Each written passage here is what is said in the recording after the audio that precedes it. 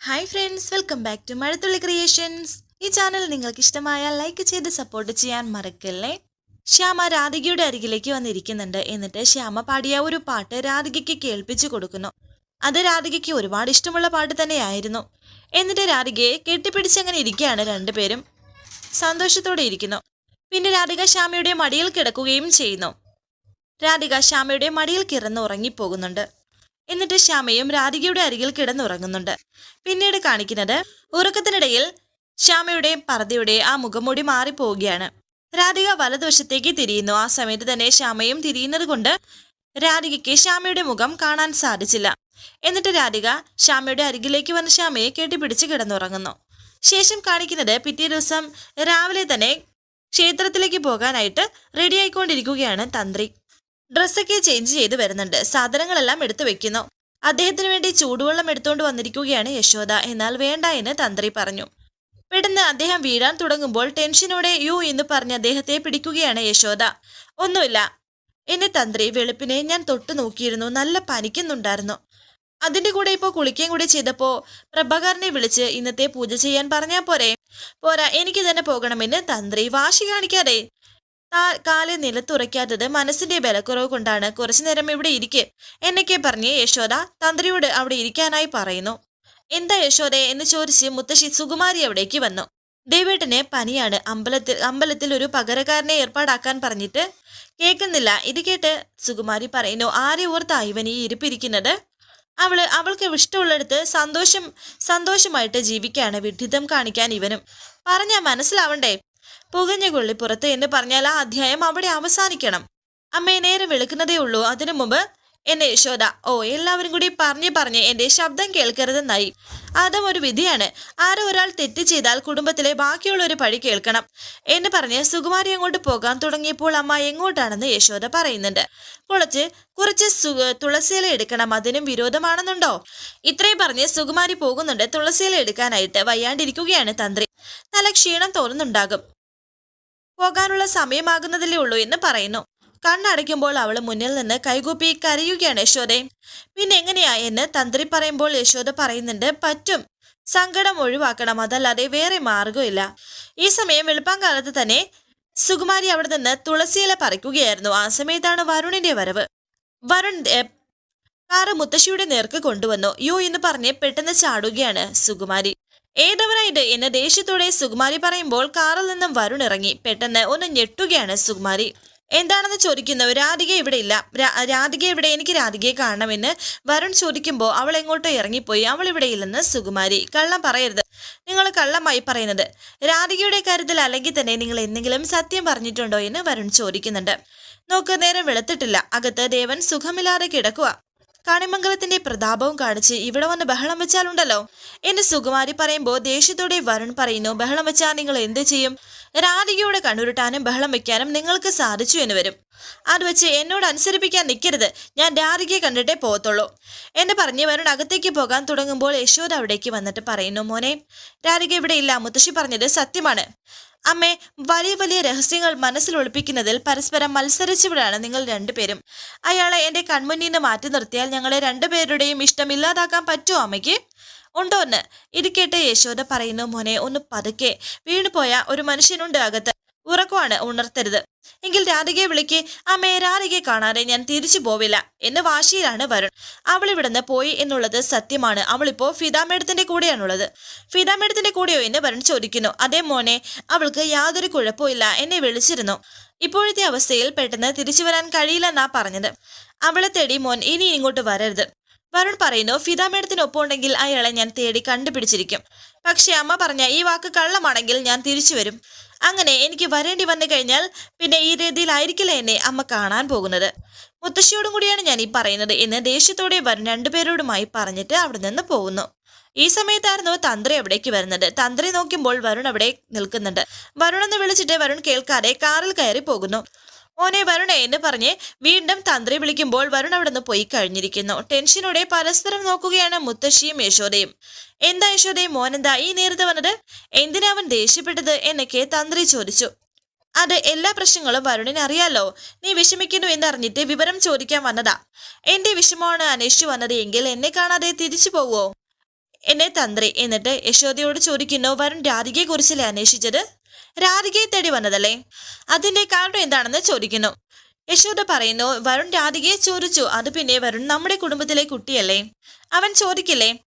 തന്ത്രി പറയുന്നു, ആ ചോദ്യത്തിന്റെ അർത്ഥവും ആഴവും അതല്ല. ഈ വരവിന്റെ പിന്നിൽ മറ്റെന്തോ ഉണ്ട്. ഇത് കേട്ട് മുത്തശ്ശി പറയുന്നു, എന്റെ ദേവ, എല്ലാ കാര്യങ്ങളും നീ ഇങ്ങനെ ചിന്തിക്കാൻ തുടങ്ങിയ എന്തോ ചെയ്യാനാ? വരുൺ വന്ന് വിവരം അന്വേഷിച്ചു മടങ്ങി. നീ അമ്പലത്തിൽ പോവാൻ നോക്ക്. പോയിട്ട് വാ ദേവേട്ട, അതോ ഞാനും കൂടെ വരണോ എന്ന് യശോദ തന്ത്രിയോട് ചോദിച്ചു. വേണ്ട എന്ന് പറഞ്ഞ് തന്ത്രി പോകുന്നു. അദ്ദേഹം പോയ സമയം യശോദ ടെൻഷനോടെ മുത്തശ്ശിയോട് പറയുന്നു, അമ്മേ, ദേവേട്ടന്റെ മനസ്സിൽ കാര്യമായി സംശയം വന്നിട്ടുണ്ട്. അതുകൊണ്ട് ഇത് കേട്ട് സുകുമാരി പറയുന്നു, നീ നിന്റെ നാവിനെ നിയന്ത്രിച്ചാൽ മതി. പ്രിയങ്കമോൾക്ക് നഷ്ടമുണ്ടാകുന്ന ഒരു കാര്യവും എന്റെ നാവിന് വരത്തില്ല. ഇത്രയും പറഞ്ഞിട്ട് സുകുമാരി അകത്തേക്ക് പോകുമ്പോൾ ടെൻഷനോടെ നിൽക്കുകയാണ് യശോദ.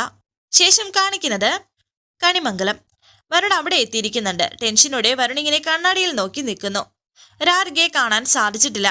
ഫിദാമേടത്തെ വിളിക്കണോ അതോ നേരിട്ട് പോയി കാണണോ? മ്യൂസിക് സ്കൂളിൽ തുറക്കാൻ സമയമാവട്ടെ, അവിടേക്ക് പോവാം. മേടത്തോടെല്ലാം തുറന്നു പറയുകയും ചെയ്യാം. രാധികയെ കൊണ്ടെല്ലാം സമ്മതിപ്പിക്കാം എന്നൊക്കെയാണ് വരുൺ ചിന്തിക്കുന്നത്. ഈ സമയം കിച്ചണിൽ ചായ ഉണ്ടാക്കുകയായിരുന്നു പത്മിനി. അരികിൽ ഉർവശിയും പ്രിയങ്കയും ഉണ്ട്. ഇത് വരുണിനെ കൊണ്ടുപോയി കൊടുക്കാനായിട്ട് പറയുന്നുണ്ട്. പ്രിയങ്കയെ നല്ല സ്നേഹത്തോടെ അവനോട് പെരുമാറണം കേട്ടോ എന്ന് ഉർവശി പറയുന്നു. ചായയുമായിട്ട് വരുണിന്റെ അരികിലേക്ക് പ്രിയങ്ക പോകുന്നു. എടുത്തി, ഇത്ര പെട്ടെന്ന് അവനെല്ലാം മറക്കാൻ പറ്റുമോ എന്ന് ഉർവശി പത്മിനിയോട് ചോദിക്കുമ്പോൾ പത്മിനി പറയുന്നുണ്ട്, പെട്ടെന്ന് മറന്നാ അവന് നല്ലത്, അല്ലാതെ എന്ത് പറയാനാ? വരുൺ താഴേക്കിറങ്ങി വരികയായിരുന്നു. വരുൺ എന്ന് പറഞ്ഞ പ്രിയങ്ക ചായയുമായി വരുണിന്റെ പിന്നാലെ വന്നു. എന്നിട്ട് ചായ കൊടുക്കുമ്പോൾ ആ ചായ തട്ടിയെറിയുകയാണ്, അതും ദേഷ്യത്തോടെ തന്നെ. വരുൺ എന്താ വരുൺ ഇത് എന്ന് പ്രിയങ്ക പറയുമ്പോൾ പ്രിയങ്കയുടെ കഴുത്തിന് പിടിക്കുകയാണ് വരുൺ. പ്രിയങ്കയെ ഉപദ്രവിക്കുന്നു. നീ ഇനി എന്റെ മുന്നിൽ വന്നാൽ നിന്നെ ഞാൻ കൊന്നു കളയുമെന്ന് പറയുന്നു. ഈ ശബ്ദം കേട്ട് അവിടേക്ക് ഓടി വന്നിരിക്കുകയാണ് പത്മിനിയും ഉർവശിയും. എന്നിട്ട് വരുണിനെ പിടിച്ചു മാറ്റാൻ ശ്രമിക്കുന്നു. മുത്തശ്ശിയും അവിടേക്ക് വന്നിട്ട് മാറാൻ പറയുമ്പോഴാണ് വരുൺ ആ പിടിവിട്ടത്. അമ്മയാണ് ഇവളെ വേഷം കെട്ടിച്ച് എന്റെ മുന്നിലേക്ക് വിടുന്നത് എന്ന് ദേഷ്യത്തോടെ അമ്മയോട് വരുൺ ചോദിച്ചു. വിട്ടാലെന്താ, നിന്റെ ഭാര്യയല്ലേ എന്ന് ചോദിക്കുന്നു. ഭാര്യയോ ഇവളോ എന്ന് വരുൺ പറയുമ്പോൾ ഉർവശി പറയുന്നുണ്ട്, ഭാര്യ തന്നെ, അല്ലാതെ നിനക്ക് തെളിയിക്കാനൊന്നും കഴിയില്ലല്ലോ. എടാ മോനെ, പറന്നു പോയതിനെ കുറിച്ച് ആലോചിച്ച് വിഷമിക്കാതെ കയ്യിലുള്ളതിനെ സ്നേഹിക്കാൻ പഠിക്കും. വരുൺ, ഇത് തന്നെയാണ് നിന്റെ മുന്നിലുള്ള മാർഗം. ഇവളെ നിന്റെ കൂടെ എന്നും ഉണ്ടാവത്തുള്ളൂ.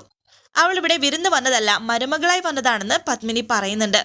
എന്നാലേ ഇവളെ സ്നേഹിക്കേണ്ടവർക്ക് സ്നേഹിക്കാം, അല്ലാതെ എനിക്ക് യാതൊരു എതിർപ്പുമില്ല. പക്ഷെ ആ സ്നേഹം പറഞ്ഞ് എന്റെ മുന്നിലേക്ക് അയച്ചാൽ ഇവളുടെ ജീവൻ എടുക്കാൻ ഞാൻ, അതിന് നിങ്ങൾ തന്നെ ഉത്തരം പറയേണ്ടി വരും. ഇത്രയും പറഞ്ഞ് വരുൺ ദേഷ്യത്തോടെ പോയി. പിന്നിൽ നിന്ന് പത്മിനി വിളിച്ചിട്ട് പോലും കേൾക്കാതെ വരുൺ പോകുന്നു. കരഞ്ഞുകൊണ്ട് പ്രിയങ്ക മുറിയിലേക്ക് ഓടി. മുത്തശ്ശിയോട് ദേഷ്യത്തോടെ പത്മിനി പറയുന്നു, അമ്മ ഇതൊക്കെ കണ്ട് നിൽക്കുന്നുണ്ടല്ലോ അല്ലേ? അമ്മയ്ക്കിപ്പോ ഒന്നും പറയാനില്ലേ? ഇത് കേട്ട് മുത്തശ്ശി പറയുന്നു, എനിക്ക് നിന്നെ പോലെ ആകാൻ കഴിയില്ലല്ലോ പത്മിനി. അവനൊരു മനസ്സുണ്ട്, അത് മനസ്സിലാക്കാൻ അവന്റെ അമ്മയ്ക്ക് കഴിഞ്ഞില്ലെങ്കിൽ മുത്തശ്ശിയായ എനിക്ക് കഴിയും.